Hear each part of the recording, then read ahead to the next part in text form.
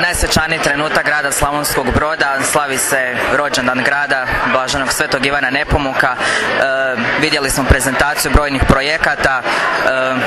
Vaša ocjena prošle godine rada grada Slavonskog Broda? Pa kad uzmemo u obzir da je prošla godina izuzetno teška što se tiče krize, ja kao gradonačelnik grada Slavonskog Broda moram biti zadovoljan. Uspjeli smo odraditi sve ono što smo zacrtali za prošlu godinu. Nijedan od projekata nije obustavljen. Završili smo vrtić, završili smo školu, završili sve one infrastrukturne projekte koje smo započeli, uspjeli potpisati ugovor IPA projekt vrijedan 30 milijuna eura, tako da moram biti više nego zadovoljan s obzirom, kažem, u vremenu u kojem živimo. U prezentaciji najavljenih novih projekata mislim da glavnu stavku zauzimaju bazeni. Vrijednost investicije kada se konačno očekuje izgradnja bazena u Brodu?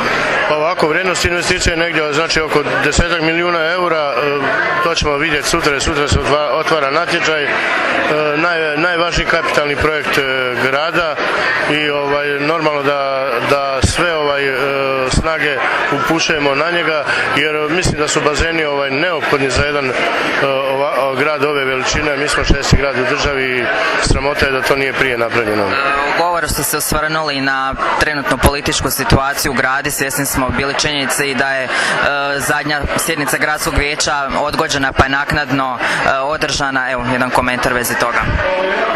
Pa vidite, nažalost, kažem, mi nismo samo u ekonomskoj, financijskoj krizi, naše društvo zahvatila i moralna kriza morala, i to je ono što u stvari najviše i smeta i pogađa građane kako grada Slavonskog Broda, tako i Republike Hrvatske. I upravo na to treba ukazivati, jer činjenica da se sve odgovornosti prebacuju na druge, da malo tko želi priznati svoju krivnju ili ono što nije dobro napravio u vođenju da li grada, općine ili države.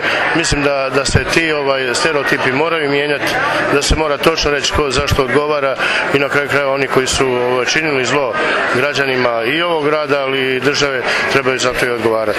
Još za kraj spomenuli ste da je danas skidanje ovrhe sa gradske imovine.